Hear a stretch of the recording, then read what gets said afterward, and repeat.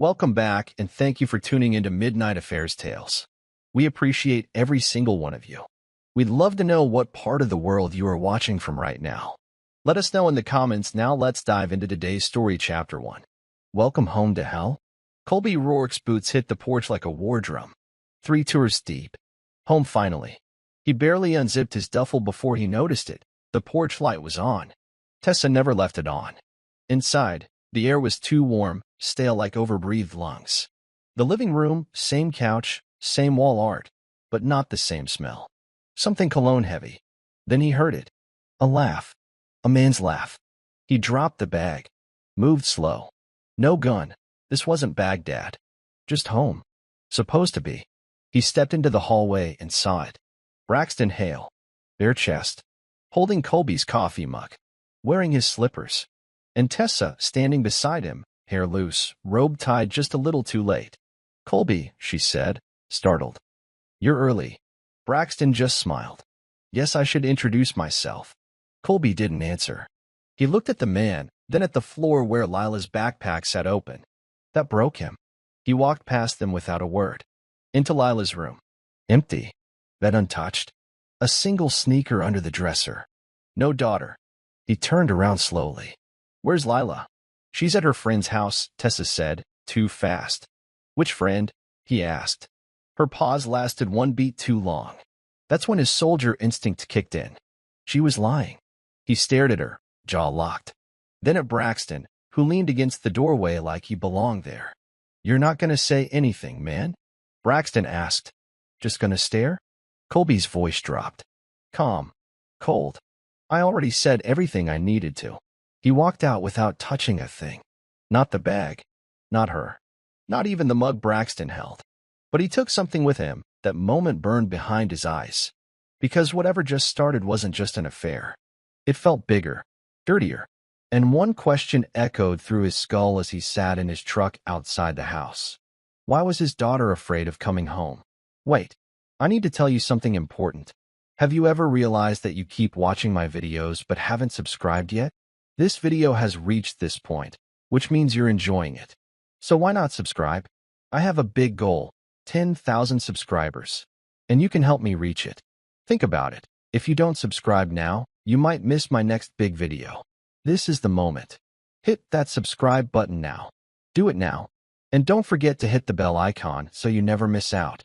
I know you'll do it. And when we hit 5,000 subscribers, I have a special surprise for you. Now let's continue story. Tessa called the next morning. He didn't answer. Not until she texted a picture of Lila, smiling at school drop-off, like a peace offering. He picked up. "Don't do that again," he said. "She's fine. You're overreacting." "No, I'm not." "You saw Braxton and flipped out. He's not a threat. We're together now. I was going to tell you." Colby laughed once. "You were going to tell me you're screwing a man I've never met? In our house." She snapped. "You've been gone 2 years. You shut down. I needed more than a ghost in camo." Colby stared at his dashboard. His knuckles whitened. "Where was Lila last night?" "She was with my cousin." "No, she wasn't. I checked." Silence. He pulled a worn photo of Lila from his visor. She was 7 then. Wide smile, missing tooth. He still remembered the day. Now, she was 13, quieter, eyes always down. "What did he do to her, Tessa?" "Nothing," she shouted. "Don't start that. He's good to her. She likes him." Colby's voice cracked like ice. "Then why won't she look at me?" That night, he waited outside school. Watched Lila come out alone. No hug for Tessa. No smile. She walked like someone who had learned to shrink. He followed her until they hit a red light. He pulled up beside her. She saw him and froze. Colby rolled down the window. "Hey, kiddo." She hesitated. "Hi, Dad. Want to get ice cream?" A long pause. Then a slow nod. "Yeah, I'd like that." And as she climbed into the truck, he saw it. The thin bruise on her wrist. Fresh. Purple. Finger-shaped. The ice cream melted. Neither touched theirs. They sat at the edge of a park. Wind in the trees. Colby watched his daughter. She picked at the cone. Didn't meet his eyes. "Lila," he said gently, "I need you to tell me something, and I need you to be real with me." She stayed quiet. His hands tightened on the steering wheel. Did Braxton hurt you? She flinched at the name. That was enough. I saw the bruise. Her fingers trembled. He said, I'm clumsy. Colby's eyes burned. Did he touch you? Lila looked down. I don't know. He fought the urge to punch the dashboard. You don't know. He hugged me. Weird. And one time he sat real close. Then Mom walked in, and he got up fast. Colby's heart thudded like mortar. Did you tell your mom? She said I was imagining things. His jaw clenched. You're not. You hear me? You're not crazy. A tear slid down her cheek. She wiped it fast. You believe me, she whispered. I believe everything. She finally looked at him. Her eyes weren't sad. They were scared. And underneath, ashamed. And that's when he made the decision. Right there. In that moment. He didn't just need to leave. He needed to clean house. He was trained to protect the country. But now, he was going to war to protect his own. Colby didn't sleep that night. He sat in his truck, parked a block from the house he used to own. The glow of the porch light pulsed like a siren. He watched the silhouettes move through the blinds. Braxton, Tessa, laughing again, like it was their home now. But soldiers don't react. They observe. They collect. They strike when it hurts. By 5 a.m., he was outside the bank. Not waiting for a transaction, waiting for the manager, Aaron Laidlow. A soft-spoken man Colby remembered from old block parties. Colby. Aaron blinked, surprised. You're back. I need information. Aaron looked around. I can't. I can't do that. It's about Tessa and her new boyfriend. There's a joint account she opened recently, probably tied to a nonprofit. If you help me. I walk away. If you don't. I make noise. Aaron hesitated. Colby leaned in. He touched my daughter. That was all it took. 10 minutes later, Aaron slipped him a sticky note with 2 numbers. One was a charity account tied to Hands of Grace Incorporated. The second? An offshore wire transfer. Colby stepped outside, mind already turning. Nonprofit fronts. Charity scams. Money laundering. Tessa didn't just betray him with her body. She betrayed everything he stood for. That night, he watched the house again. But this time, he wore a small body cam under his jacket and parked closer. Braxton stepped outside to take a call. Alone. Colby slid out of the truck and moved like shadow. Quiet. Controlled. Evening, he said flatly. Braxton jumped. Jesus. What the hell, man? You touched my daughter? Braxton raised his hands. Hey, I don't know what she told you, but Colby moved closer. Not a hit. Just a whisper. You don't know me, but I know you. And if you ever breathe near her again, it won't be jail you'll need to worry about. Braxton's face twitched. Colby smiled. Cold. Then walked away. That was the warning. The next step wouldn't be verbal. Colby never returned to the house again, but he did return to the garage window. He timed it for when Tessa was at work and Braxton had left in his Mustang.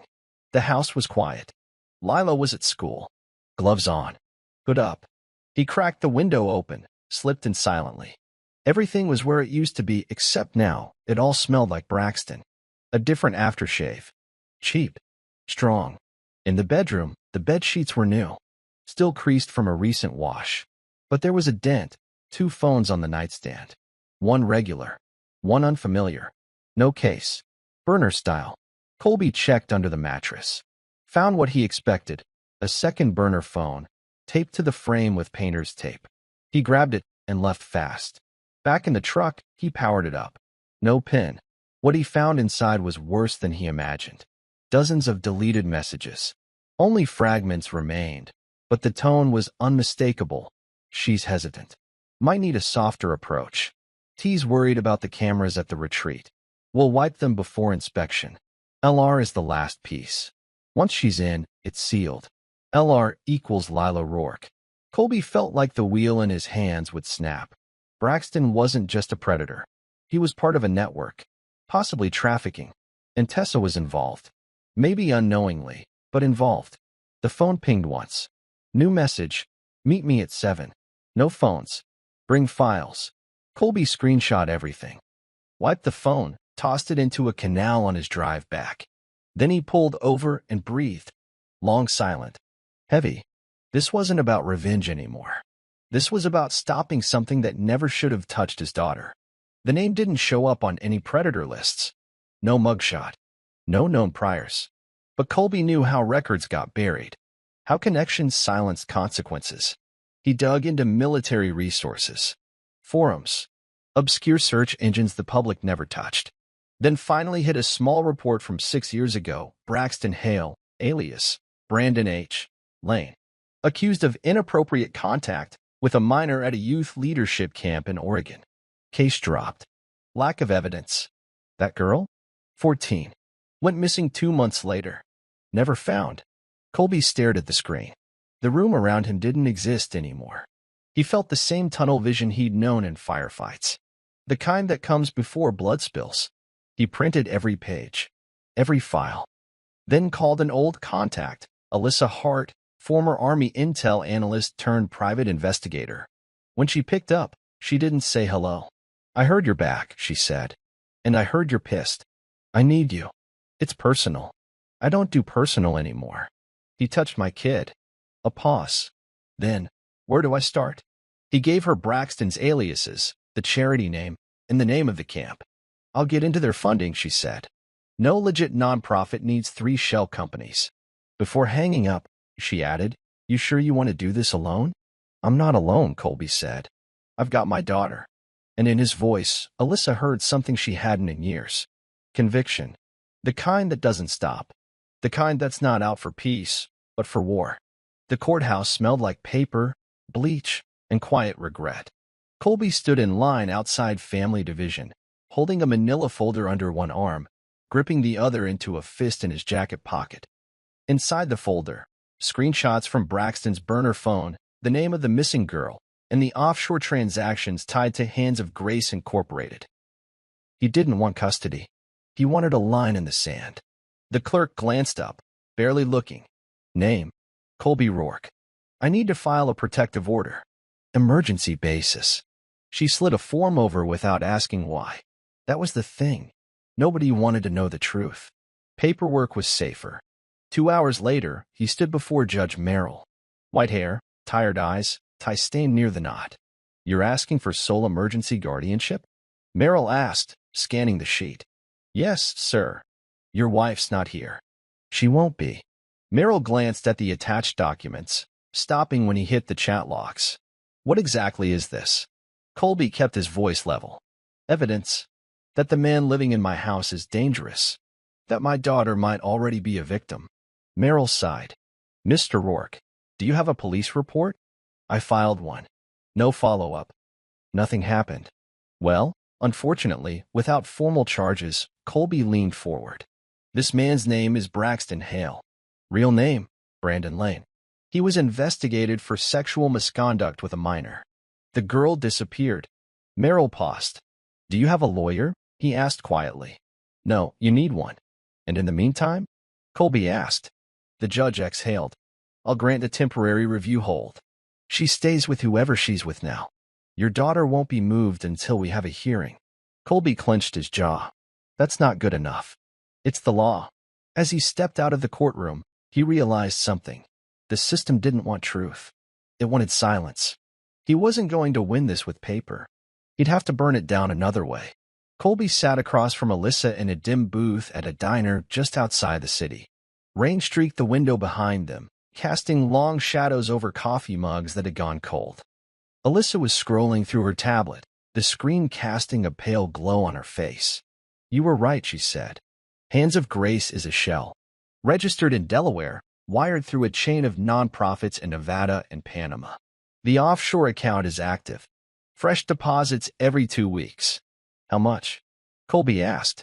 "Almost 100 grand in the last month alone." Colby looked away, jaw twitching. "And Braxton?" he asked.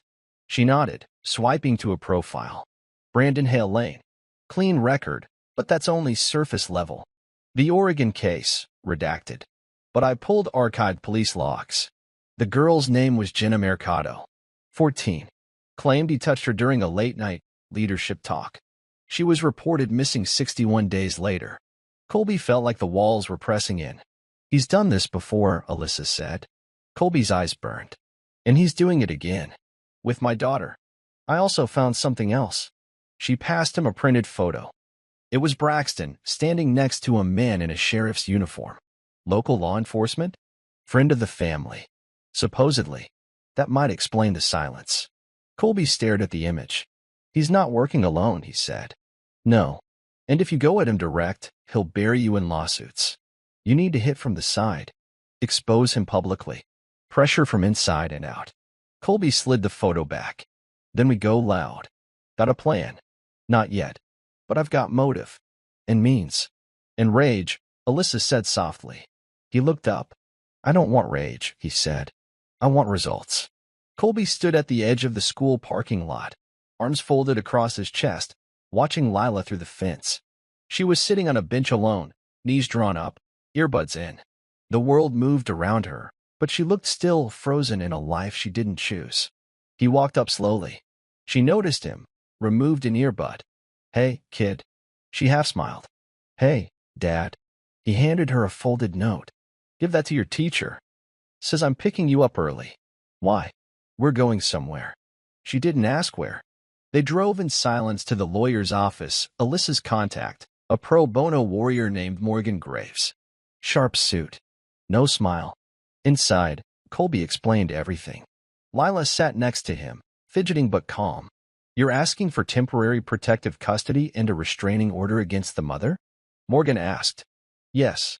Judges don't like that without hard proof. Colby opened the folder. Photos. Bank records. Chat logs. The photo of Braxton with the sheriff. Morgan whistled low. Okay, this might actually work. After she left the room, Lila turned to him. Am I going to live with you now? He nodded. That's the plan. And Mom. He paused. She's not safe. And she let someone unsafe near you. That ends now. Lila looked down. I miss who she used to be. Colby put a hand on her shoulder. Me too.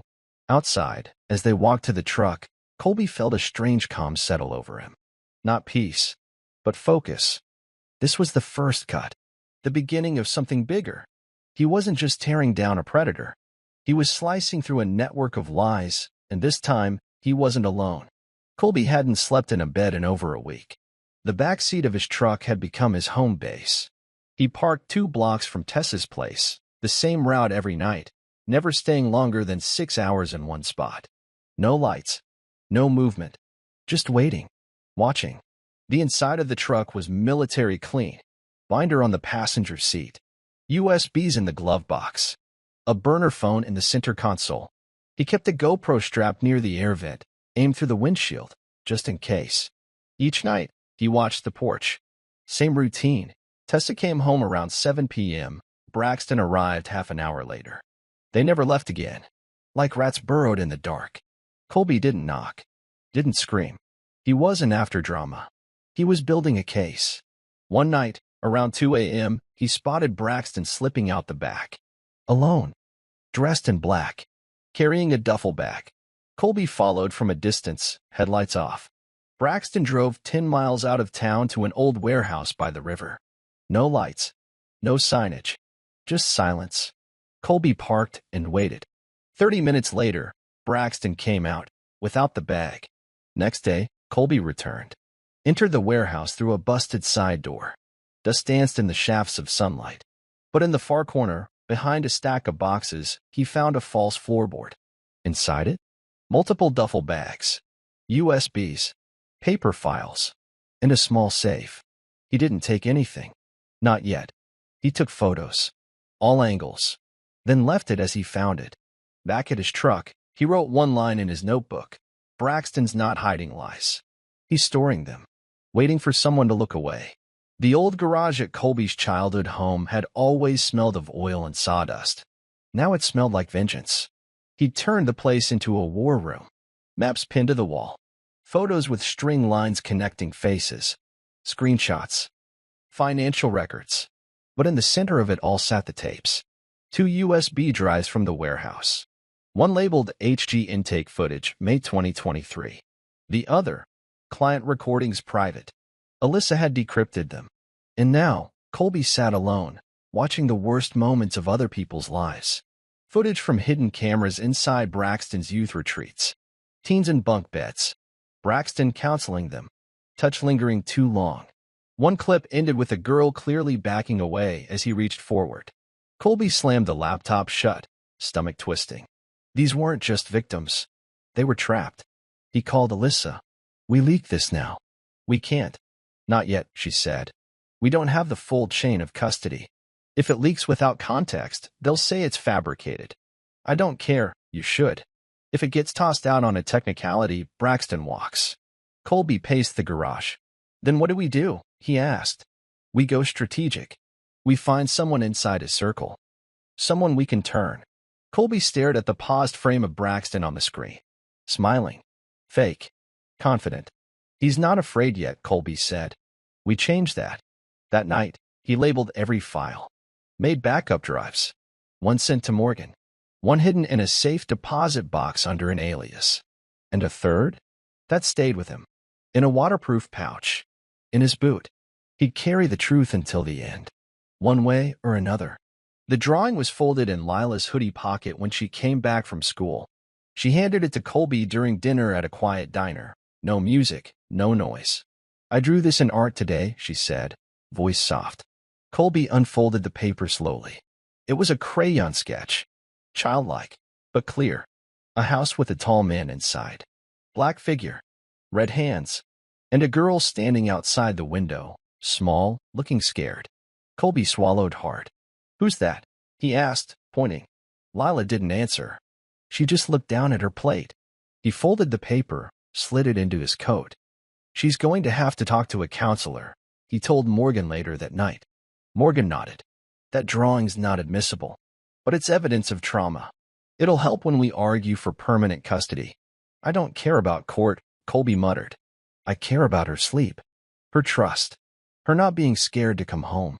He didn't tell Morgan the worst part, because in the corner of the drawing, nearly hidden behind a scribbled bush, was another figure. Smaller. A woman. Watching everything. Doing nothing. Tessa. He stared at that corner long into the night. And whatever flicker of doubt remained died right there. The law firm of Grayson, Winthrop and Hodge sat on the 17th floor of a glass tower. All white leather, silver trim, and silence. Colby had no appointment. He walked in wearing jeans, boots, and a stare that didn't blink. The receptionist looked up nervously. Can I help? I'm here for Jackson Hodge. He knows why. The moment he said the name, the receptionist froze. 15 minutes later, Colby was in a private room with a man who looked like he'd been bred in a courtroom, tailored three-piece suit, Rolex so clean it reflected the overhead lights, voice like a preacher with a darker gospel. Jackson Hodge. I take it you're not here for legal advice, he said, smoothing his cufflinks. I'm here because you represent Braxton Hale. Hodge didn't blink. My firm represents a number of clients. I have footage. Financial records. Proof he's not just a con man, he's a predator. And unless you want to be holding the bag when it all burns down, you're gonna listen. Hodge leaned back in his chair. Is this a threat, Mr. Rourke? No. This is a courtesy. Colby slid a flash drive across the table. You'll want to see that before your next retainer meeting. Why bring it to me? Because Braxton's not your only liability. The accounts he's running? Your firm signed off on one of them. Shell company under a trust or office notarized. That did it. Hodge's smile faded. I'm not looking to sue, Colby said, standing. I'm not looking for hush money. I'm looking for silence from you. While I burn his entire world down. Hodge didn't reply. But when Colby walked out, he could feel it. For the first time, the shield around Braxton had cracked. It was a Sunday. Bright, cold air. Tessa had posted an invitation on Facebook 2 days earlier. New beginnings. Housewarming. Friends and family welcome. Colby showed up at 4 p.m. sharp. Not to be polite. To send a message. He wore a denim jacket, clean jeans, black gloves. Carried nothing but a six-pack of beer and an envelope under his arm. The second Tessa opened the door and saw him, her fake smile vanished. You can't be here, she whispered. I brought something, Colby said, stepping past her before she could close the door. The living room was filled with people. Some familiar, some not. A few nodded at him. One guy from Tessa's old office avoided his eyes entirely. Braxton wasn't there yet. Why are you doing this? Tessa hissed. Colby leaned in. You want to pretend this is normal? Fine. But don't forget who knows the truth about every fake smile in this house. He placed the envelope on the kitchen counter. Inside, color printouts of Braxton's intake footage, redacted names, proof of financial fraud. Tessa reached for it. I wouldn't open that here, Colby warned, unless you want the crowd to know who you really invited into your bed. Then he turned and walked out. On his way down the steps, Braxton pulled into the driveway. Shiny black Mustang.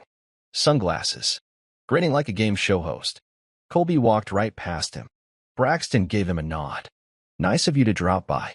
Colby didn't break stride. Just said, loud enough to cut the air, you might want to check the kitchen. He didn't look back. But he imagined the moment, the unraveling, the panic behind Tessa's eyes, the first thread pulled loose from their neat little performance. That was the strike. Next came the collapse. Back at his garage war room, Colby stood over the evidence wall, staring at the timeline. Everything followed a pattern. Braxton targeted fractured families. Always military or law enforcement backgrounds. Always youth-age daughters. Always through retreat programs. But now, Colby had something Braxton never counted on: pushback. He pinned Lila's drawing next to the Oregon report. Under it, a sticky note. Pattern ends here. Alyssa called. I traced the judge who dismissed your emergency custody motion. Turns out, he's a longtime donor to one of Braxton's charities. Colby's blood turned cold. So he's compromised. Not directly, but close enough to question impartiality. I've got screenshots of the donations. We push now. We can force a motion for review. Colby exhaled. File it. She paused. We've got traction now. But if Braxton finds out how deep you're going, he'll hit back. I'm counting on it. That night, Lila couldn't sleep. She came into the garage, rubbing her eyes. Dad, can I ask you something? Anything. Do bad people always get away with it? He knelt down, looked her straight in the eyes. Not this time. She nodded, hugged him tight. And that moment grounded him more than any plan, any evidence, any threat. This wasn't about ego or revenge. This was about a girl who deserved to sleep without fear. Colby stood and stared at the map again. Red lines, blue tags, yellow highlighters. He added one more pin, right at the center of everything. Braxton Hale. Then he whispered to the wall, to the air, to himself, you're next. Colby didn't want to eat with a monster, but sometimes the best traps are set over steak. The restaurant was upscale. Dim lights, quiet jazz, black marble walls. The kind of place people paid extra not to be overheard. Braxton picked it. Of course he did. He showed up 15 minutes late, cocky as hell in a navy blue suit and a smirk that belonged on a courtroom predator, not a man with real blood on his hands. Colby sat still, arms on the table, one foot ready under the chair. He wasn't here to fight. Not yet. Appreciate you coming, Colby, Braxton said, sliding into the seat opposite. Didn't think you had it in you to play civil. Colby didn't blink. You're not worth being uncivil. A waiter approached. Braxton ordered bourbon. Colby ordered nothing. Braxton leaned in. So, how do we make this easy? You pack up. You disappear. You never look at my daughter again. Braxton gave a soft laugh. Or what? You'll break in again? Stalk us. I've been collecting. Records. Video. Transactions. Your past. The Oregon girl. The money. The fake charity. Braxton's smile slipped. Now we're not just talking personal. We're talking federal. You think anyone will believe a bitter ex with a war complex and no badge? Colby reached into his coat, pulled out a phone, and hit play. Braxton's voice, recorded outside the warehouse. T's worried about the cameras at the retreat. We'll wipe them before inspection. Colby stopped the clip. You should have picked a better accomplice. Braxton stared. I don't want a deal, Colby said. I'm not here to be bought. I'm here to end you. Braxton leaned forward, voice low. She's my daughter too, you know. Colby's jaw twitched. Say that again. Braxton didn't. Colby stood. You're a man playing God with broken kids. But you forgot one thing, God's fall. And he walked out, leaving Braxton sitting in the quiet, alone with that bourbon and no control left. The plan took 2 weeks. 3 phones. 5 planted bugs. 1 wired contact inside the Shell Nonprofits finance team. A woman named Marla, quiet, smart, tired of the lies. Alyssa coordinated it. Colby executed. They called it the Wire Room because it all centered around one critical night, the night the next batch of donations was set to move offshore. Colby sat in a van across from the hands of Grace Regional Office. Laptop open. Audio feed coming in live. Alyssa monitored from a secure line. Headset on. Inside, Marla wore a pinhole mic in her necklace. She entered the conference room with two other staffers, Braxton and a man named Davis, an accountant who'd buried more funds than a mob lawyer. All files are clean? Braxton asked. Clean enough, Davis muttered. We need this next wave to go smooth. Panama's tight on turnaround this month. Colby whispered into the mic, keep them talking, Marla. Marla feigned confusion. Did we ever get the final name list from Laramie Camp? For the feds. Braxton stiffened. That's not our job. Didn't you say we had to provide participant records for the state compliance audit? We'll handle it. Click. Audio captured. Braxton officially acknowledging fraudulent documentation and fund diversion. Then came the best part. Colby triggered the email burst. 200 screenshots, ledger pages, donor lists, and video stills.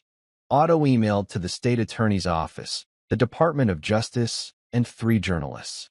Braxton's phone buzzed. Then Davis's. Then Marla's. Check your inbox. Colby whispered to no one but himself. Inside the building, Braxton stood fast, eyes on his screen. The color drained from his face. We've been hacked, Davis said. No, Braxton said, finally realizing. We've been hunted. By morning, the building was crawling with suits. 3 black Suburbans parked across the entrance. 2 agents escorted Davis out in cuffs. Marla was taken into protective hold. Braxton wasn't there. He vanished. Colby watched from the rooftop of a parking garage. Coffee in one hand, binoculars in the other. Alyssa called. He ran. GPS on his phone's been off since 4 a.m. No airline purchases. He's going ghost. Colby nodded. Good. Let him run scared. You got your win.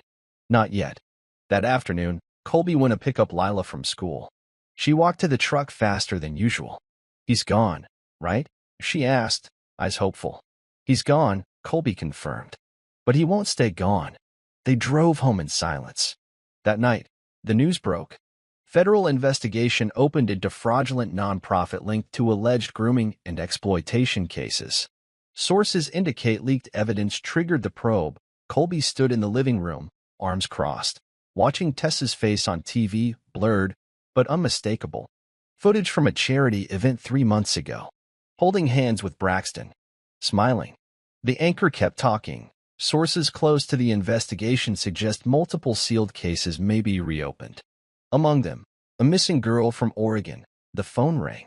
Unknown number. Colby answered. Silence. Then a voice. Braxton's. You think this is over? I'm not done. Colby didn't flinch. You were done the day you touched my daughter. He hung up, pulled the battery, snapped the SIM, turned to Lila, who stood in the hallway, listening. Was that him? Not anymore, Colby said. Now it's us. And he's already lost. And for the first time since this started, she believed him. The next morning, Colby stepped out of the diner with coffee in one hand, breakfast in the other, only to find his truck tires slashed. All 4. No alarm. No camera footage. Just a folded note under the windshield wiper. You're not the only one trained to hunt. No signature. No fingerprints. Just 7 words that turned the air cold. Colby didn't panic. He moved. He called Alyssa first. He's close. He knows I'm still in town. He's testing your nerve, she replied. It means your last move worked. Yeah, but what's his next? That night, Lila was quiet at dinner. She pushed food around her plate, barely speaking. Then she said it, eyes low. He called Mom. Colby stopped chewing. He told her you're making it all up. Said you're trying to ruin her life so she can't move on. Colby leaned in gently. And what do you believe? She hesitated. I don't think Mom's innocent, but I don't think she thought it would go this far. She made choices. We all do. And she'll answer for hers. Lila stared at him. Will you? Colby didn't answer. Later that night, a brick came through their motel window. No note this time. Just a reminder, Braxton was still playing. And Colby understood something very clearly. The war wasn't over. It had only changed shape. 2 days later, Colby relocated Lila. He didn't tell her why. He just said they were going somewhere safe. The cabin was deep in the woods, an old hunting retreat owned by a friend from the service. No cell signal, satellite internet, solar backup. One road in, same road out. As they unpacked, Lila looked around and asked, "Are we hiding?" Colby paused. "We're waiting." "There's a difference." She nodded, but he could tell she didn't buy it. That night, by the fireplace, she curled up with a blanket and sketch pad. Colby cleaned his rifle, not because he planned to use it, but because the act of preparing kept his mind still. "You think he'll come here?" Lila asked. "He won't find us. Alyssa rerouted everything. What if he does?" Colby didn't lie. "Then I'll stop him." A beat passed. Then Lila asked, "What happens when it's over?" He looked at her, really looked. The fear behind her eyes. The tiredness in her shoulders. "We breathe," he said. "We stop running. We start living again." She nodded. Whispered, "I don't remember what normal feels like." "You will," he said. "I promise." Outside, wind howled through the trees like a warning. Colby loaded one last round into the chamber and quietly told himself, "If Braxton comes this far, I finish it. For good." The first sign was the deer. Dead. Neck snapped. Hung from a tree near the trail 100 feet from the cabin. A symbol. Not hunting. A message. Colby found it just after sunrise. The body was still warm. No footprints. No tire tracks. But whoever did it, they were close. He returned to the cabin fast. Locked the doors. Turned off all lights. Told Lila to stay upstairs, no matter what. Then he waited. Hours passed. By nightfall, he heard the crunch of leaves outside. Footsteps. Once set. Deliberate. Not rushing. Not hiding. Colby moved to the front door. Silent as shadow. Gun aimed just above the frame.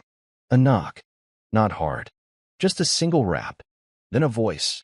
"I just want to talk, Colby." "Braxton." Colby didn't reply. "I know she's in there. I know you've been leaking files. But this ends here." Still no answer. "You think you're the only one who's trained? The only one who's lost something?" Colby's voice cut through the door like steel. "You didn't lose anything. You took. You destroyed. And now, you run." "I'm not running," Braxton said. "I'm here." Another pause. Then, "She deserves the truth. Both of you do." Silence. Colby waited. Another footstep. Then retreating ones. He didn't chase. Not yet. Instead, he whispered one word to himself in the dark. Soon. Colby hadn't slept in 2 nights. He sat by the window with the lights off, rifle across his lap. The woods outside were black, silent, and heavy. The kind of silence that carried weight. The kind that made every creak sound like footsteps. Lila was asleep upstairs, finally. He could still hear her shallow breathing from the loft. She'd been strong, stronger than most kids her age, but the fear was wearing on her. Then he saw it, a flicker, far out past the tree line. A shimmer of movement between the pines. Too quick for an animal. Too quiet for a drunk hunter. He grabbed the binoculars. Nothing. But Colby's gut didn't lie. Something was there. Watching. Waiting. He checked the back door. Locked. Bolted.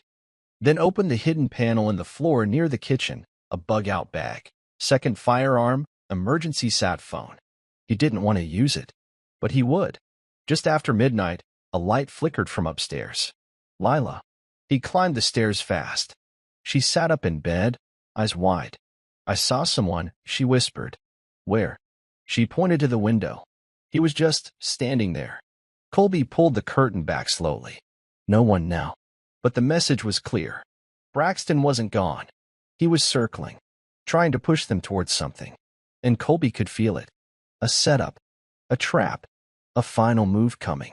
He turned to Lila, kneeling beside her bed. "You trust me, right?" She nodded. "Then tomorrow, we leave this place." "I'm not waiting for him to pick the moment." Lila's voice shook. "Where will we go?" Colby's answer was ice cold and calm. "Back to where it started." The address Alyssa gave him wasn't in any government database. Just a P.O. box in Salt Lake City, registered 10 years ago to a private investigations firm that had since gone under. But it led to something deeper. A file, marked confidential. Inside were pages and pages of records, military, psychological, family history. Colby's records. Compiled, analyzed, color-coded. The top page had a header, Candidate Dossier, Project Familygate.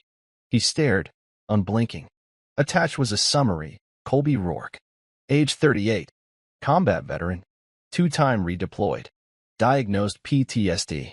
History of instability post-deployment. High protector instinct. Strong reaction to child endangerment stimuli.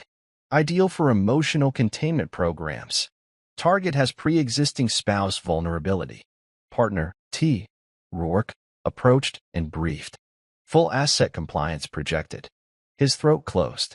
Tessa wasn't a victim. She'd been recruited. They profiled him. They used his own trauma as the leash. Colby dropped the file, hard hammering. All this time, every move he thought was instinct, every reaction he believed was personal, it had been played. Braxton didn't just seduce Tessa. He orchestrated her compliance. She was the inside key. The betrayal burned hotter than anything he'd ever felt. He picked up the file again, flipping to the last page, a photo. Lila, age 6. Marked, long-term integration. Behavioral observation. Passive, high compliance. Prime candidate. Colby staggered back like he'd been shot. They hadn't just wanted him ruined. They'd been watching his daughter since she was 6. And Tessa knew. His phone buzzed. A single message from an unknown number. Now you see it? Now you understand why you'll never win. He closed his eyes, and something inside him changed. Not rage. Not panic. Purpose. Pure. Cold. Focused. They made a soldier their lab rat. Now they'd learn what happens when the rat bites back. His name was Isaiah Trent. Colby met him in a dingy hotel lobby outside Eugene, Oregon. Older. Hard lines in his face. Tired eyes. Worn hands that gripped a picture like it was his last piece of sanity. The photo was of a girl. 15. Smiling. Missing for 7 years. Her name's Mia, Isaiah said. She was one of the first at Laramie Youth. Colby nodded. I found her case in the Oregon logs. I know, Isaiah said.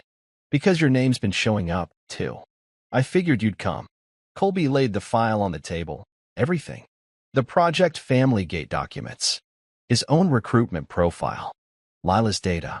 Isaiah didn't speak for a long time. Then he whispered, so they're not just taking girls. They're building families. Breaking them. Engineering responses. Weaponizing trauma, Colby said. Using our pain to feed theirs. Isaiah looked up, fire in his eyes. Then we burn them down. He handed Colby a USB. I've been tracking survivors. Ones who escaped. Parents who never got answers. People who've been silenced. Colby took it. You willing to go public? I've got nothing left to lose, Isaiah said. They took my daughter. Now they'll remember my name. Colby reached out and shook his hand. 2 fathers. 1 mission. And now, for the first time, Colby had allies. The war was no longer his alone. The farmhouse was quiet, old, and surrounded by miles of dirt roads. No signals. No GPS. Just trust and firewood. Colby stood at the center of the living room, whiteboard up, notes pinned. Isaiah was on the couch, flipping through photos of other missing teens. Alyssa typed fast on her laptop, cross-referencing known aliases and shell companies. This wasn't a rescue anymore. This was war. We hit the pipeline, Alyssa said. Every transfer they made from the Oregon camps went through a fake rehab grant. The same grant shows up in Laramie, Denver, even Flagstaff. Colby leaned in. And the money? Laundered clean into faith-based retreats and youth travel programs. You can't trace it unless you know what to look for. Isaiah nodded. They used the same 3 names. Unity Wellness. LifeRidge. Second Path. All false. Colby circled the names on the board. That's where we hit first. Alyssa looked up. I've already drafted the exposure plan. We dropped the files to 3 national journalists at once. Independent ones. No corporate filters. And the timing? Simultaneous. Friday morning, 8 a.m. Eastern. Just before morning headlines. We control the wave. Isaiah stood. And what about Braxton? Colby's stare hardened. I find him. And I end this, my way. Outside, the wind rattled the window frames. In the distance, a hawk screeched overhead. Inside, they were no longer just victims. They were the reckoning. Thursday night, 6:47 p.m., Braxton Hale went live. A full live stream. Studio lights. Black backdrop. Branded mic. A digital Healing Men's Retreat banner behind him. He looked clean, composed, smiling. Colby watched from his laptop at the cabin. Lila sat beside him, staring. They'll say I did horrible things, Braxton spoke calmly. They'll show proof. But what they won't show you is the healing I brought into broken lives. The systems I challenged. The pain I helped people overcome. Colby leaned closer to the screen. He's setting up his defense. He knows the leak's coming. We live in a world, Braxton continued, where good men get crucified for telling the truth, for living boldly. He lifted a folder midstream.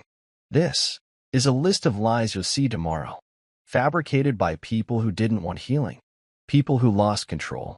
Colby stood suddenly. He's going to try and flip the narrative. Alyssa called in. I'm watching it. He's laying groundwork to make himself look like the victim when the files hit. We need to move up the timeline, Colby said. Drop it tonight. Let the public watch his house burn while he's live streaming it. Alyssa hesitated. That's dangerous. But poetic. Do it. At 7:13 p.m., while Braxton was still preaching into the camera, every inbox lit up. State attorneys, journalists, parents of survivors. The footage, the financials, the evidence. By 7:19, the comments under Braxton's live feed turned. Thousands pouring in. What about the Oregon girl? You lied. I saw the files. FBI confirmed the camp closures. Braxton blinked, lost his flow, swallowed hard, then ended the stream mid-sentence. Lila smiled. He looked scared. Colby whispered, not scared yet. The fallout began at 6:03 a.m. The first article dropped on the Courier-Post, headlined, Exposing Hands of Grace, inside the largest exploitation ring hidden in America's youth retreats. By 8 a.m., 2 more hit. And at 9:17 a.m., the final crack came. Judge Merrill's daughter, JC, posted a thread on social media. My father dismissed a custody case tied to Braxton Hale. I've seen the files. He knew. And he said nothing. I was at one of those camps in 2017. I never spoke up. I was scared. I'm not scared anymore. The post went viral within 30 minutes. News outlets began to swarm the courthouse. Protesters gathered. Hashtags surged. Colby watched it unfold on screen after screen. Braxton's brand imploding, Tessa's face tied to leaked retreat photos, their financial records dissected by reporters live on air. But the biggest punch came from within. JC's testimony forced a rear view of every case Judge Merrill touched. One of them? Colby's emergency custody request. Morgan called. You've been granted full custody. Permanently. Retroactive ruling. Tessa's parental rights suspended. Colby didn't speak. He just exhaled. Lila was sitting by the fire, sketching again. He walked over, knelt beside her, placed a hand on her shoulder.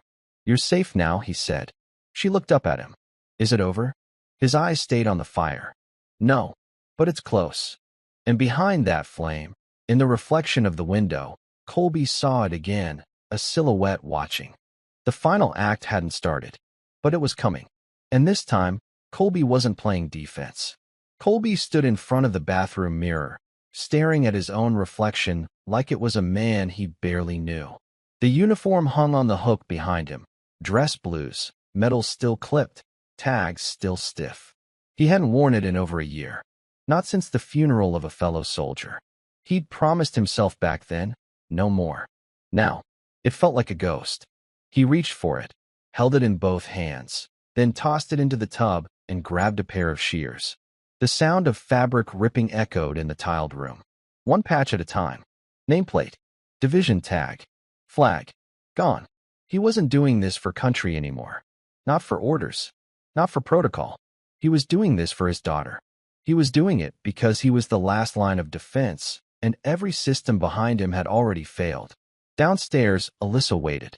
Was that necessary? she asked when she saw the pile of cut cloth in his hands. Yes, he said. People will ask who you are. Let them. She nodded. We found Braxton's last signal. Flagged in Arizona. He's on the move. Southwest border. Fake ID. Possibly heading out of the country. Colby tossed the uniform remnants into the fireplace. Then we stop him before he crosses. Alyssa paused. If you find him, are you bringing him back? Colby didn't answer. Because they both knew what had to happen next might not involve handcuffs. They returned to the warehouse. The same one Braxton used as a drop point months earlier. But now it was emptied. Scrubbed. Except for one thing, a burnt photo, half buried in ash near the corner. Lila, age 10, from a school field trip. Smiling. Her name scribbled on the back. It hadn't been tossed. It had been burned intentionally. Colby crouched by the ashes, holding the warped picture in his fingers, thumb brushing over the blackened edge. He kept it, he whispered. He carried it. Alyssa was silent. Then she said it out loud. He's obsessed. It wasn't just revenge. Braxton had fixated on Lila as the last piece of control. The final tether. That meant if he was running, he might come back. Colby stood. We pull all his past routes. Patterns. Think like him. He'll try to cover his tracks, but the ego won't let him run quietly. Isaiah joined them later that night, with a file of transit cams and highway data. One hit in Gallup, New Mexico. Gas station. He paid cash, but the car was flagged. Stolen plates. Headed south. Then we go south, Colby said. We take everything to local enforcement. We leak it to Border Patrol. And we stake him out. He won't go down easy, Isaiah said. I'm not here for easy. Colby looked at the photo one last time. Then he placed it in his jacket. It wasn't evidence. It was fuel. Friday, 6:43 p.m. Tessa disappeared. No trace. No calls. No signals from her phone. But an hour later, a red light cam in Phoenix caught her face, in Braxton's car. She had left willingly. The betrayal hit different this time. Colby stared at the grainy image, jaw clenched. She ran with him? Alyssa asked, almost in disbelief. She always knew who he was, Colby muttered. She chose him again. What does he have on her? Maybe nothing. Maybe she's just too far gone. A pause. Lila needs to know, Alyssa said. Colby walked out before she finished the sentence. He found Lila on the back porch, sketching birds in a notebook. He sat beside her quietly. After a while, she asked, Is it true? He nodded. Your mom left. With him. She didn't cry. Not this time. She just looked out at the trees. She used to sing me this lullaby when I was scared, she said. Now I can't even remember the words. Colby swallowed hard. She was supposed to protect me. I know. She looked at him. Are you going to kill him? A long pause. I don't know. Lila reached out and held his hand. I just want it to end. Colby looked down at her fingers wrapped around his. It will. And this time, he meant it. 2 days later, they found the car. Abandoned behind a truck stop near the Mexico border. Inside, fast food wrappers, maps with border trails circled, a burner phone, and a motel receipt from the edge of a desert highway. Room 8. Check-in, the night before. Colby didn't wait for backup. He parked across the street, loaded the mag, chambered the first round. Alyssa stayed in the van, monitoring comms. You sure you want to do this alone? No one else needs to see this. He moved fast. Quiet. The door to room 8 creaked open under his palm. Inside, the TV was on. A static hum in the background. No lights. Tessa sat on the bed, hand shaking, mascara smeared. Where is he? Colby asked. She didn't answer. He stepped inside, scanned the corners, no Braxton. Then the bathroom door creaked. Braxton stepped out slowly. Unarmed. Put the gun down, Colby, he said. You're not a killer. Colby didn't lower it. You built this moment in your head, didn't you? Braxton whispered. But you're not the man who pulls the trigger. Colby's finger twitched. You took everything, he said. I gave you clarity. You destroyed a child. She'll forget. That did it. Colby struck. Not a shot. A punch, a hard, fast, cracking Braxton's nose sideways. They went down in a blur of fists, glass, and blood. Tessa screamed. But Colby didn't stop until Braxton hit the floor, dazed, bleeding, coughing. Then he stood over him, gun aimed, breathing hard. "You ready to die?" Colby asked. Braxton smiled, bloody teeth showing. "Not yet.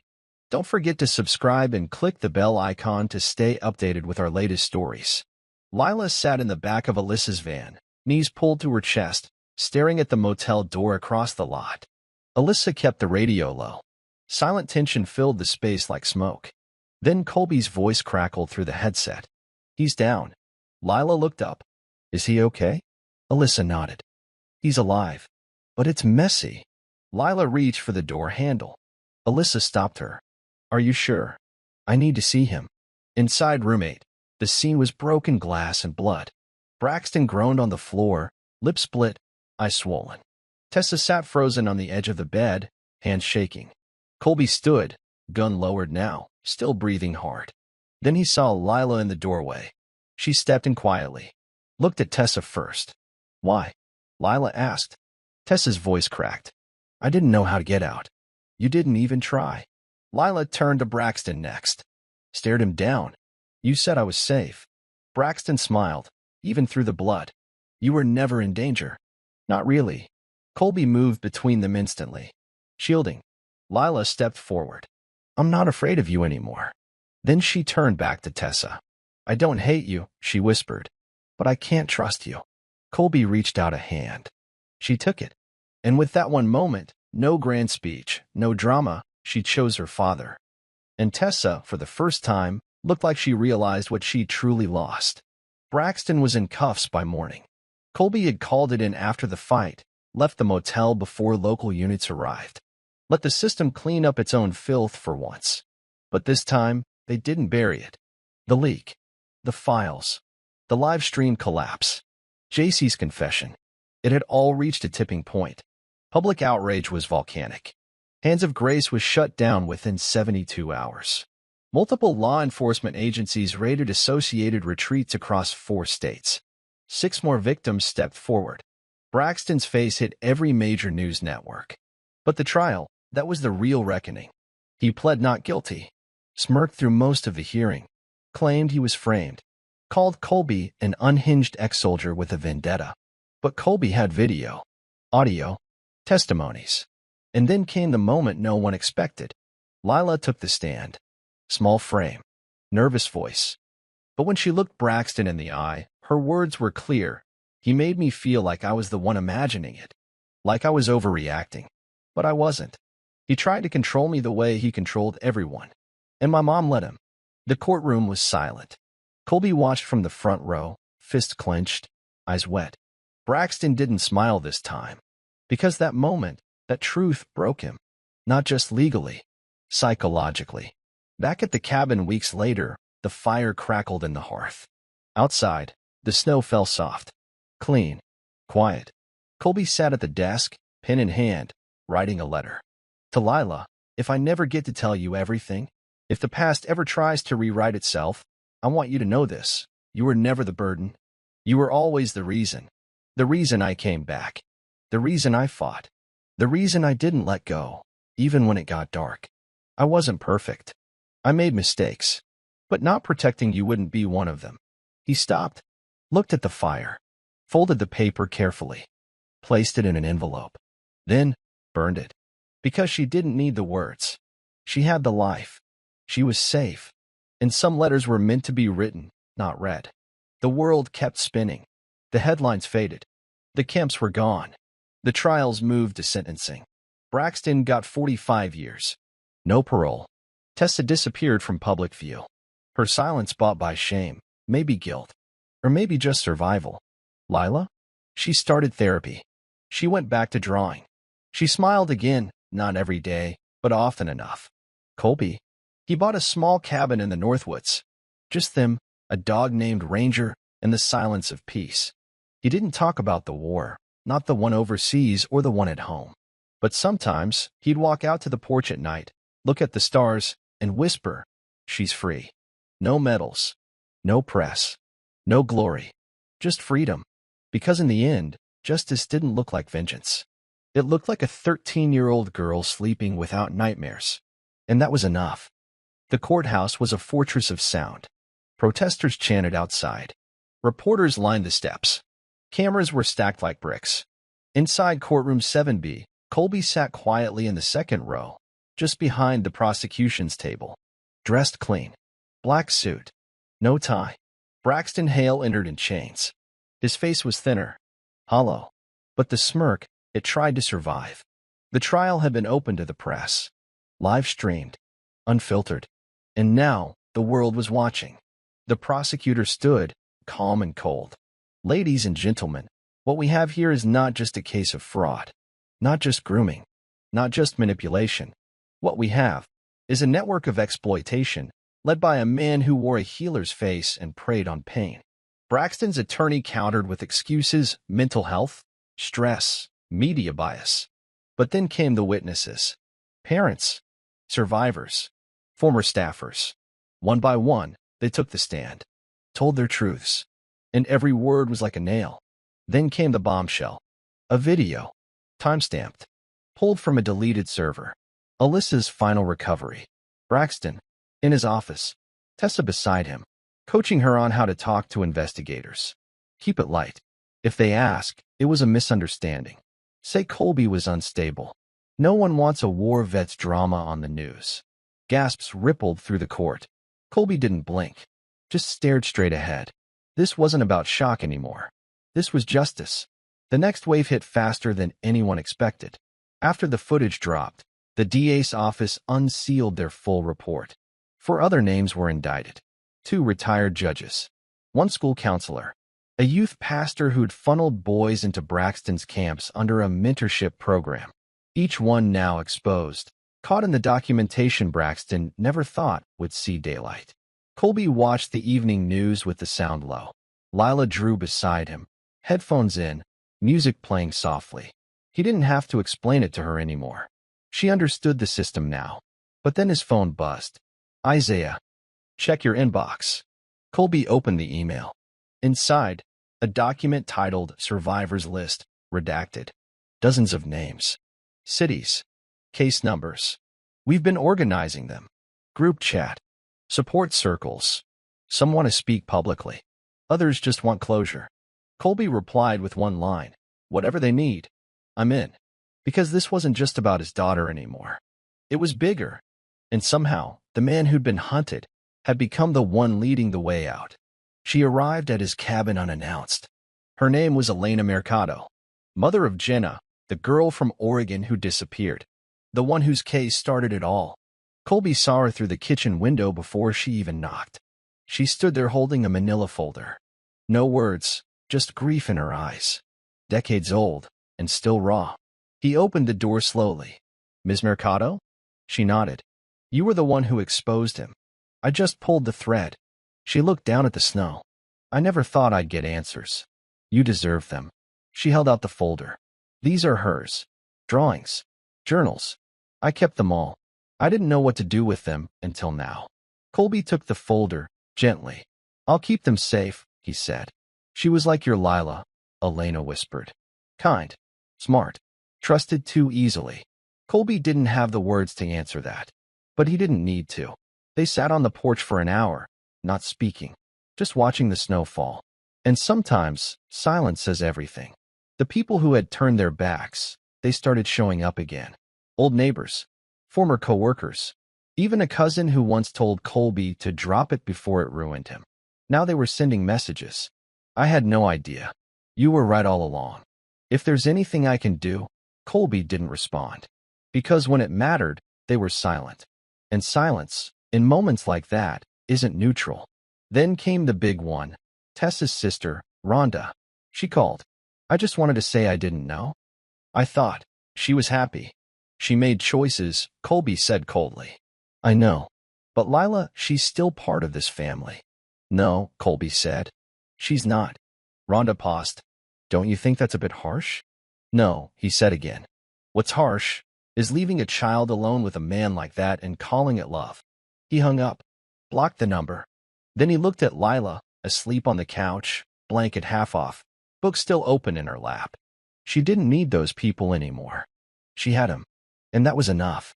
It had been 3 months since the verdict. The cabin didn't feel like a hideout anymore. It felt like home. Lila had her own room now, walls covered in hand-drawn sketches. A dog bed sat in the corner, always occupied by Ranger, who rarely left her side. Colby kept his routine quiet. Mornings on the porch, coffee before the sun, a log on the fire even in spring, because silence felt warmer with a flicker. One morning, as the sun crept over the treetops, Lila stepped outside barefoot, notebook in hand. "You're up early," Colby said, pouring her cocoa into a mug. "Couldn't sleep." "I was drawing a dream." He raised a brow. "A nightmare?" "No. Just something weird. You were wearing a suit and running for mayor." He laughed. "First time in weeks." "Well, let's pray that never happens." She grinned, sitting beside him. "Do you think it'll ever come back?" "The past?" Colby stared at the horizon. "It might, but it won't be stronger than us." A hawk soared above the trees, and they both looked up at it, quiet again. This peace wasn't perfect, but it was earned. And for the first time in a long time, it felt like life could grow here. It started with a protest. Just 20 people at first, outside the old Hands of Grace headquarters. By week's end, it was 200, then 500. Then bonfires in the parking lot and live feeds streaming across every social app. Victims, families, survivors, all standing shoulder to shoulder. They didn't throw punches. They didn't riot. They testified. They told their stories. They lit candles for the ones who never came home. Colby didn't attend at first. He watched from the edge, unseen. But then a girl stepped to the mic, young, nervous, clutching a paper. "I was 15 when they took me to a retreat," she began. "They said I'd find healing. Instead, I lost everything." The crowd went still, and Colby stepped forward. One foot, then another. The girl saw him. Eyes widened. "You're him, aren't you?" she whispered. "I'm just a father," Colby said. "Same as any of you." She nodded. "But you didn't stop." He looked out at the burning barrels, smoke rising behind Truth. "No," he said, "because I had to make sure they never start again." That night, they burned what was left of the retreat signage. A symbol. No more silence. He knew the voice instantly. Even distorted by a prison phone system, Tessa's tone hadn't changed. She called late, past midnight. Colby answered only because curiosity outweighed the ache. "Colby," she said, "I had to hear your voice. You've got 1 minute. I don't expect forgiveness." "Good." She was silent for a beat. "They gave me 3 years. Plea deal. Accessory. I'll serve 2. You called to brag about your math?" "No. I called because I lost her. I lost everything. And I know that's on me." He said nothing. "I hope she's okay. I hope you are." "Lila's better than okay," he said.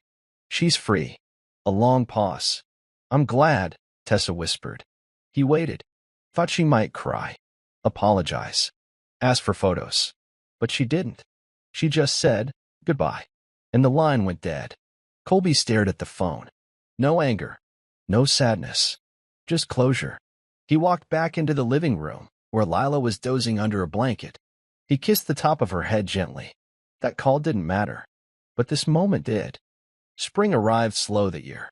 Lila walked through the forest trail behind the cabin, leaves crunching under her boots, a sketchbook pressed to her chest. She stopped where the trees opened and the creek trickled quietly. Colby stood near the water, skipping rocks like he had nothing left to fight. She walked up beside him. "You're bad at that." He chuckled. "Some things I never learned." They sat on a fallen log. A moment passed. Then she asked it, "Do you ever wish we could go back? Before everything?" Colby looked out at the water, the sun catching the ripples like broken glass. "No," he said finally. "I just wish you never had to be brave so young." Lila didn't speak. Then she pulled a folded letter from her sketchbook, handed it to him. "What's this?" "I wrote it the day after court. Thought I'd give it to you if you were still around." He opened it. It was short, but the words hit like bullets. "You didn't just save me. You believed me, when no one else would. That's what really saved me." Colby folded it slowly. "Quiet. Thank you," he said, voice barely holding. She leaned her head on his shoulder. And for a while, they just breathed. Together. Alive. Free. Back inside the cabin, Colby lifted the old floor panel beneath the bookshelf. Inside was a box, one he hadn't opened in months. Dog tags. The flash drive, the court photo, his cut-up uniform. He pulled out a folded sticky note. Isaiah's handwriting. If we're lucky, we never need this again.